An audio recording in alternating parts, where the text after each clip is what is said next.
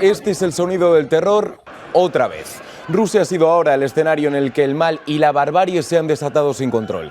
Miles de personas se agolpaban en el Crocus City Hall de Krasnogorsk, cerca de Moscú, para disfrutar de una apacible velada, para disfrutar de un concierto dedicado a entretener y agradar a todo su público. Pero la peor de las notas fue interpretada en el mismo. 137 personas fallecieron tras un tiroteo masivo en el que también hay 180 heridos, al menos por el momento. Un auténtico atentado realizado con un único objetivo: destruir y hacerlo con la mayor magnitud que sea posible. Bienvenidos a En Dos Continentes. Bienvenidos, ya ni lo sé. Por mucho que este programa trate de ofrecer una visión positiva sobre todo lo que ocurre y hagamos bromas y voces y algún que otro ridículo aposta o sin querer, hay a veces que cuesta. Cuesta ver que los conflictos en nuestro mundo copan las noticias día tras día, que rezamos para que no se produzcan más, que no haya cosas nuevas al menos, y que no es solo que no se cumpla, sino que cuando intentamos tomarnos un pequeño respiro, un pequeño solo, aparece algo que vuelve a hacer que bajemos la cabeza. Otra vez. Ahora le ha tocado el turno a Rusia. 137 vidas apagadas. En unas fechas en las que reflexionamos sobre tantas cosas, nos encontramos con esto. ¿Y cómo reaccionas? ¿Cómo sales adelante? Según Vladimir Putin, haciendo precisamente eso, saliendo adelante. Nadie podrá introducir semillas venenosas de discordia, pánico o terror en nuestra sociedad multiétnica. Rusia ha atravesado momentos difíciles, e incluso a veces insoportables, de forma repetida, pero siempre ha vuelto más fuerte. Lo mismo ocurrirá ahora. Los perpetradores, ideólogos y aquellos que ordenaron este crimen serán castigados de forma apropiada e inevitable, sin importar quiénes sean y quiénes se lo hayan ordenado. Dejadme repetirlo. Identificaremos y castigaremos a todos los que estuvieron con estos terroristas y que prepararon este ataque contra Rusia, contra nuestra gente. Sí, saliendo adelante, pero con venganza. El presidente de Rusia lo tenía clarísimo. Rusia va a salir adelante, por supuesto, y lo va a hacer con coraje y haciendo que todos y cada uno de los involucrados en este ataque terrorista paguen el precio. Y aquí es donde vino la novedad. Aquí es donde por primera vez en muchísimo tiempo un sector dio un paso adelante. Un grupo dijo: sí, he sido yo. Se trataba del Estado Islámico, que según la agencia AMAC aseguraba lo siguiente: los combatientes del Estado Islámico atacaron una gran reunión de cristianos en la ciudad de Krasnogorsk y en las afueras de la capital de Rusia, Moscú, matando e hiriendo a cientos y causando una gran destrucción en el lugar antes de que se retirasen a sus bases de forma segura. Así que fue religión. Eran cristianos y en las vísperas de la Semana Santa iban a recibir un ataque de este tipo. Tenía su sentido, ¿eh? Piensen en el ISIS, piensen en el Estado Islámico en Afganistán. Sí, ahora ellos están en el poder. Cuando no lo estuvieron, ¿saben por quién fue? Exacto, por Rusia o la Unión Soviética por aquel entonces. Desde ese mismo momento hasta llegar al conflicto en Siria, Rusia y el Estado Islámico han estado en lados distintos de las batallas. Así que sí, el momento para el ataque era perfecto, antes de una de las grandes festividades religiosas del país y en un momento en el que el foco de Rusia está en Ucrania. Ya, pensar en eso imagino que no contentaría demasiado a los rusos, que pasaron a la fase 2, la de venganza. Los 4 sospechosos fueron detenidos y no tardaron demasiado en decir lo que sabían. ¿Qué hiciste en el Crocus? Disparar. ¿Disparar? ¿A quién? A la gente. ¿Por qué? ¿Por qué? Por dinero. ¿Por cuánto dinero? ¿Por cuánto dinero? Alrededor de medio millón. ¿Medio millón? Medio millón de rublos. ¿De quién los recibiste? Aún no los he recibido. Recibí la mitad. ¿De dónde sacaste las armas? Nos las dieron ellos mismos. ¿Quiénes son? No sé, nos escribieron por Telegram, sin nombre, sin apellido y sin nada.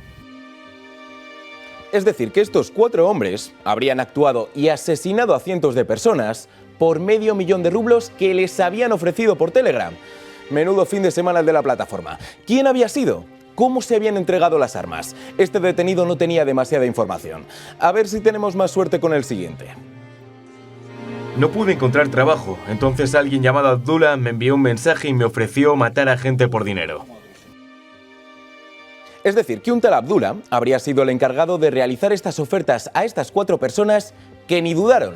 Bien, Si efectivamente fueron ellos los responsables, la brillantez y la inteligencia no destacan demasiado en sus cabezas. Apartemos el condicionante ideológico y ético de estos deleznables actos. Sí, hagámoslo, olvidémoslo.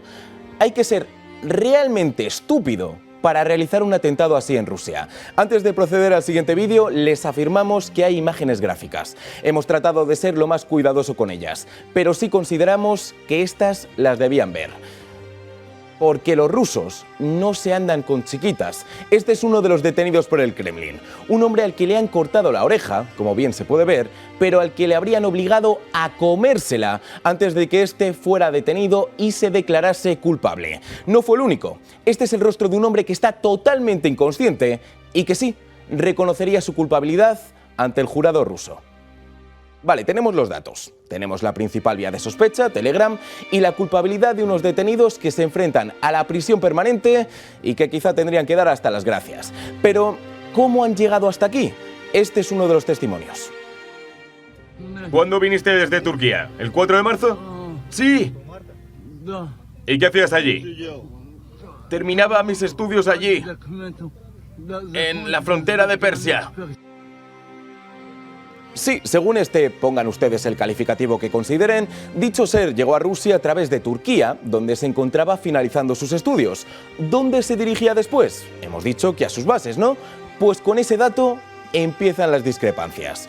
Lo único positivo que ha tenido este hecho terrible es el que comentábamos hace un ratito, que el culpable había dado un paso adelante y había dicho, sí, he sido yo. Sin embargo, lo que parecía un reconocimiento claro ha acabado en un intercambio continuo. El primero en señalar a otro responsable fueron los medios rusos, que señalaban a Ucrania, algo que Putin no parecía negar. Por el momento se puede decir lo siguiente. Los 4 perpetradores directos del acto terrorista, los que dispararon y asesinaron a la gente, han sido encontrados y detenidos. Trataban de esconderse y se marchaban hacia Ucrania, donde, según datos preliminares, el lado ucraniano preparaba una entrada para cruzar la frontera. Para Putin tendría su sentido, ¿no? Los ucranianos reclutan a unos señores que atacan Rusia y que no se preocupen que cuando asesinen a todos los que tienen que asesinar, pueden volver tranquilamente a Ucrania, porque ese es el enemigo. Bien, pues Ucrania también tenía algo que decir. Lo que ocurrió ayer en Moscú es obvio. Tanto Putin como sus sabandijas han tratado de echar las culpas a otros. Siempre recurren a los mismos métodos. Ya lo han hecho antes. Han hecho estallar hogares y han provocado tiroteos y explosiones. Y siempre culpan a otros. Ayer ocurrió esto. Y ese miserable de Putin, en lugar de cuidar a sus propios ciudadanos de Rusia y dirigirse a ellos, estuvo en silencio durante un día, pensando cómo relacionar todo esto con Ucrania. Todo es absolutamente predecible. Claro, Zelensky también lo tenía claro. Rusia necesitaba un motivo para seguir mostrando al mundo que ellos eran los buenos y Ucrania los malos, y voilà. ¿Qué más da un par de cientos de vidas si se puede ganar la guerra, no? Ya no es que se acusara al Kremlin de estar tan centrado en la guerra y en las políticas LGTBI como para impedir que este ataque ocurra, como aseguran muchos medios, sino que Zelensky señala directamente a Putin. Y no solo ha sido Zelensky. Los servicios de inteligencia de Ucrania han señalado al servicio secreto ruso como responsable de una, según la inteligencia ucraniana, una especie de operación kamikaze. Y así empezamos, con Ucrania y Rusia tirándose los trastos mutuamente y señalándose como culpables.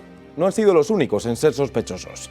El recorrido de Estados Unidos en este atentado ha sido bastante interesante. ¿Por qué? Por algo que había sucedido antes de la masacre. Y es que la embajada estadounidense lo sabía. La embajada está monitoreando informes de que los extremistas tienen planes inminentes de atacar grandes reuniones en Moscú para incluir conciertos y se debe advertir a los ciudadanos estadounidenses que eviten grandes reuniones durante las próximas 48 horas.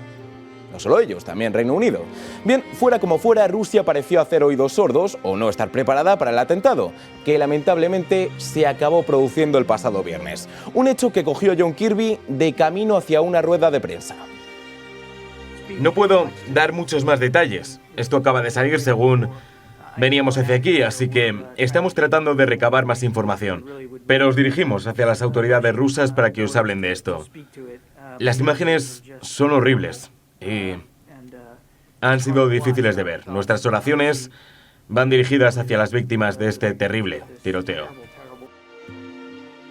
Bien, es cierto que Putin estuvo un día sin hablar, pero es que las horas iban pasando y el presidente de los Estados Unidos tampoco parecía estar dispuesto a hacer ningún comentario sobre lo ocurrido en Rusia, hasta que ¡pum!, comunicado de la Casa Blanca. Un comunicado en el que se dijo lo siguiente: los Estados Unidos condenan contundentemente el terrible ataque en Moscú. Transmitimos nuestras condolencias a aquellos que han perdido seres queridos y a aquellos heridos o afectados por estos ataques sin conciencia contra los civiles inocentes.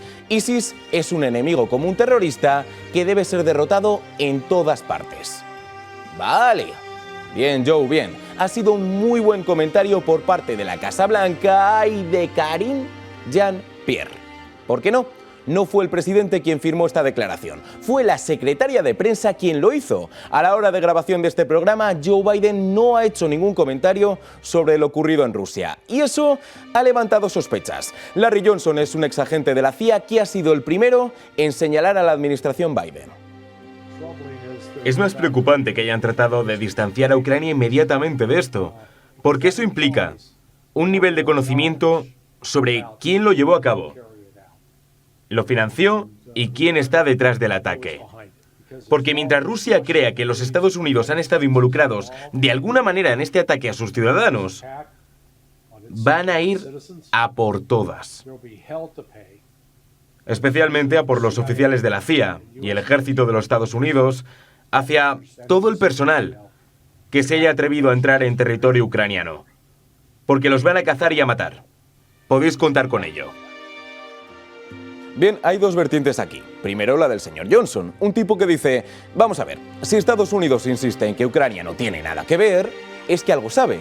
Y eso es un problema para ellos, porque si Rusia tiene la mínima sospecha de que Estados Unidos tiene algo que ver en el atentado, van a ir a por ellos. No se van a andar con chiquitas. Ya lo hemos visto con los detenidos. Pero es que hay otra vertiente. El senador Tom Cotton señalaba a Joe Biden, sí, pero no por lo que pueda o no pueda saber, sino por algo que hizo en Afganistán. Ya hemos visto lo que el ISIS de Afganistán ha hecho en Moscú hace unos días. Estos son los desafortunados ecos de la caótica y desastrosa retirada de Afganistán de Joe Biden. Fue el mismo grupo que asesinó a 13 estadounidenses. Y todo mientras ISIS, cambiaré la expresión, se ríe a carcajada limpia. Así que todo es maravilloso. Dejémonos llevar por el descontrol y el pánico. Pues no, porque incluso aquí, incluso en el mismo infierno, hemos visto humanidad, hemos visto compañerismo y hemos visto ayuda. No solo la de este hombre, una víctima que se encontraba en el lugar del atentado y que ante el rostro de los criminales que vemos en pantalla, en lugar de huir y salvar su vida, hizo lo propio con su compatriota. Pero es que no solo ha sido este señor, también este chico. ¡Por ahí! ¡Por ahí! ¡Por ahí! ¡Que todo el mundo vaya por ahí! ¡Todos hacia allí! ¡A la exposición, a la exposición! Permítanme presentárselo. Su nombre es Islam Kalikov. Es un chaval de 15 años que corrió hacia todos aquellos atrapados y les condujo hacia la salida del auditorio. Así lo relataba el propio Kalikov.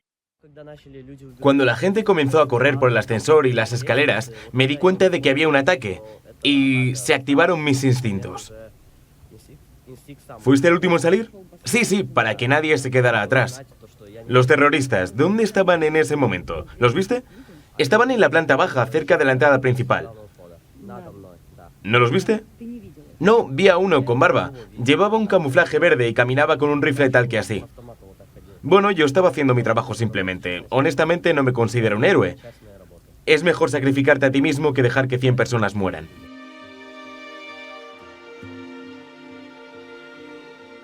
Pues era su deber y no se considerará un héroe. Pero Rusia sí considera que Islam Kalikov es un héroe. Y este héroe ha sido condecorado como tal. Y en eso me quiero centrar. Eso es con lo que quiero acabar el programa de hoy. Porque incluso ante una nueva catástrofe, incluso ante un nuevo golpe, incluso ante un atentado dedicado a herir en la máxima profundidad a todos aquellos afectados y dedicado a hacer que no levantemos la cabeza, hay esperanza, hay amabilidad, hay empatía, hay sacrificio, hay héroes, y vive Dios que lo son. Hablamos de seres humanos que notan la infernal respiración de la catástrofe y que no solo es que no se muevan un solo milímetro, sino que luchan directamente contra eso. Y de ellos debemos aprender. Son ellos los que hacen que busquemos el rayito de luz en esta oscuridad. Y son ellos por los que vamos a seguir luchando. Y lo haremos en un nuevo programa de En Dos Continentes en el que hablaremos de Estados Unidos y todo lo que sucede a su alrededor. Solo aquí, en El Toro Televisión. Hasta entonces.